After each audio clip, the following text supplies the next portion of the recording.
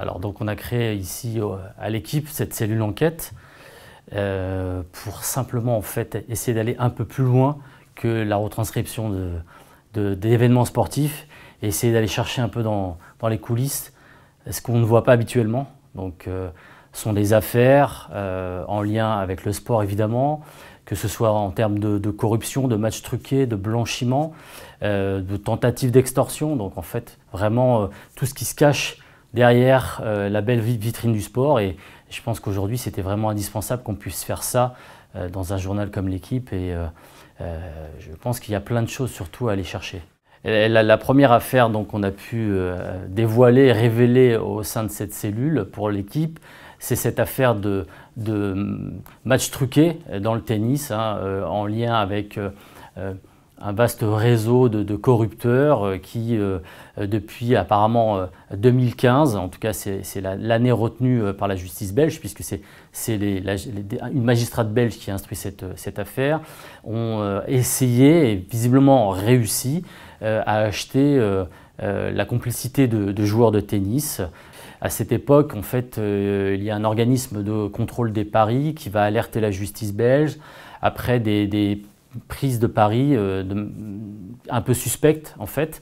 Et donc là, une enquête s'ouvre, une juge d'instruction est désignée, et très vite, les enquêteurs belges vont réussir à remonter un peu le fil de l'histoire et à trouver en fait et à découvrir une organisation criminelle très structurée autour d'un commanditaire présumé, un certain Grigor Sargsyan, qui est un ressortissant belge d'origine arménienne et qui a priori était à la tête de ce réseau. Alors on n'est pas dans le top 50, mais on est quand même dans le haut niveau mondial, et à travers donc ces corrupteurs, ensuite vous avez des paris qui sont pris sur différents sites de paris en ligne, donc sur certains matchs, certains jeux ou certains sets, pour faire en sorte donc de pouvoir gagner un maximum d'argent pour les gens qui sont au sein de cette organisation qu'on peut qualifier de criminelle aujourd'hui.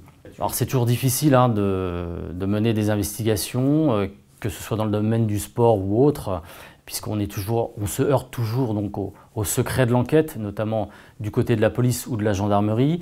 On se heurte aussi souvent au secret de l'instruction. Donc effectivement, c'est pas simple.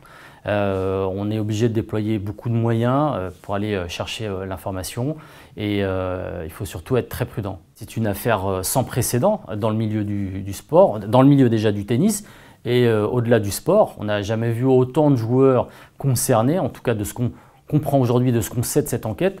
On serait aujourd'hui sur une quarantaine de joueurs français concernés par cette affaire, et donc c'est du jamais vu. Une affaire d'une telle ampleur dans le domaine du tennis et du sport, on n'a jamais connu ça jusqu'à présent. Donc oui, c'est une affaire très importante et qui pourrait avoir effectivement des conséquences aussi assez colossales dans l'organisation du tennis aujourd'hui, en France, mais aussi au niveau mondial.